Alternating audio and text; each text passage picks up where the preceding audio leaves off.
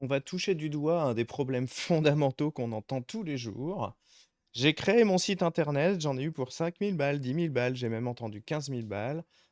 Pourtant, ça me donne pas beaucoup de clients. J'ai plein de visites, hein, je dépense même à une maintenance pour qu'on me crée des articles de blog, mais j'ai pas tellement plus de clients. Un peu, mais pas beaucoup. Je sais qu'il faut absolument être sur les réseaux sociaux pour gagner des clients, mais je sais pas trop comment faire. OK. Je sais qu'il faut absolument que je fasse ci, que je fasse ça pour récupérer des clients. C'est une connerie monstrueuse. Ton problème, c'est pas ta communication, mais ta façon de trouver des clients. Et là, on va en parler très rapidement dans une petite courte vidéo de moins de 5 minutes. Tu crois que plus d'abonnés ou un plus beau site t'apporteront plus de clients? C'est faux. Tu crois que tu dois absolument être présent sur les réseaux sociaux? C'est faux. On va voir vraiment ça aujourd'hui très facilement. La communication, ça suffit pas. On te fait croire, quand on te vend de la publicité dans des, annuaires de ville, dans des culs de bus, des 4x3, de la radio, de la télé, que sais-je encore. On va te dire: «Mais là, tu vas être vu partout et tu vas voir, ça va te ramener du monde». Or, être vu partout, ça ne ramène pas forcément du monde. Ça marche pas tout à fait comme ça.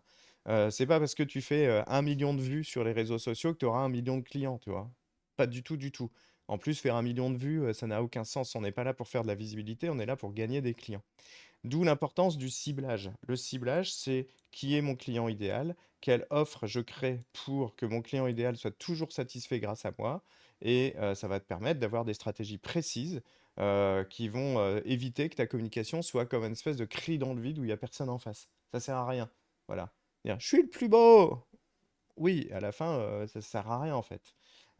Nous, ce qu'on propose, c'est une approche proactive. On laisse pas le hasard décider de notre stratégie d'acquisition client, surtout pas. Parce qu'il y a des erreurs. L'erreur courante, la plus commune, c'est de surcommuniquer. Ouais, je fais 3 posts sur les réseaux sociaux tous les jours, j'en fais 3 sur Facebook, j'en fais 3 sur Instagram, je fais même des TikTok, des réels, des machins, des trucs. Ok, ça t'amène combien de clients à la fin? J'ai envoyé plein de prospectus de partout, des flyers, là, pas de résultats, ou très peu de résultats. En plus, le client que j'ai, il m'intéresse pas.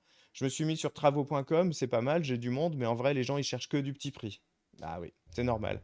Et là, on va dépenser sans cibler. Dépenser, dépenser, dépenser, investir dans un site ou des publicités sans public défini, ça ne marche pas ou vraiment pas bien.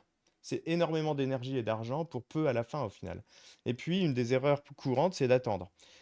J'ai mon site internet, j'ai des visites, j'ai mis mon flocage camion, j'ai mis des flyers, j'ai fait ci, j'ai fait ça, et j'espère que les clients viennent à moi plutôt que d'aller les chercher en fait. Il y a des stratégies proactives qui nous permettent d'apprendre à aller chercher des clients. La stratégie d'acquisition proactive, c'est ça.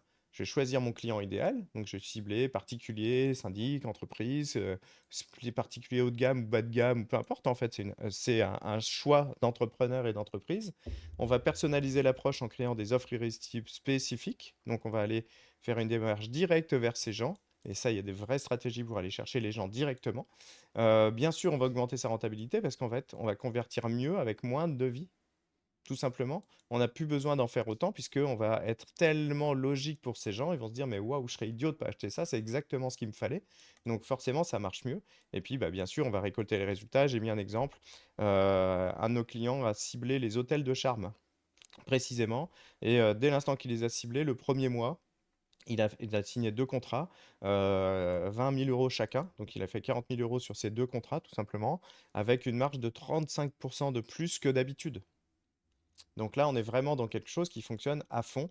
Donc ton problème, si tu crois que c'est ta communication, en fait, tu te trompes. Ton problème, c'est pas la communication du tout, c'est ta façon de trouver des clients.